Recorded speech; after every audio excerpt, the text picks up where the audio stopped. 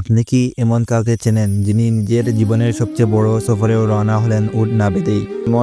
এমনই এক ঘটনা শুনবেন আজ, যেটা আপনার তাওয়াক্কুলের ভাবনাটাকেই নাড়িয়ে দেবে। একবার এক বেদুইন হজের উদ্দেশ্যে মরুভূমি পাড়ি দিতে বের হলেন, সঙ্গে এক উট, অল্প খাবার আর বিশাল আস্থা আল্লাহর উপর। এক পথচারী দেখে জিজ্ঞেস করলো, চাচা আপনি কি উটটা বাঁধেননি? যদি পালিয়ে যায়? বেদুইন হেসে বললেন, আমি তাওয়াক্কুল করেছি আল্লাহর উপর। লোকটি আবার বলল, তাওয়াক্কুল মানে কি চেষ্টা না করেও বসে থাকা?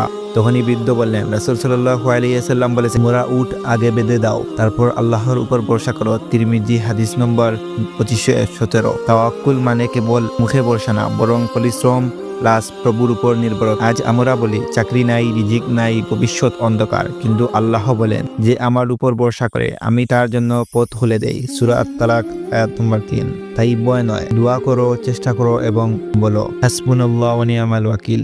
আমাদের জন্য আল্লাহই যথেষ্ট, তিনি সর্বোত্তম সাহায্যকারী। উট বাঁধো, চেষ্টা করো, তারপর আল্লাহর উপর ভরসা রাখো, এটাই তাওয়াক্কুল। ভিডিওটি ভালো লাগলে শেয়ার করো, অন্যকে শেখার সুযোগ করে দাও। আসসালামু আলাইকুম।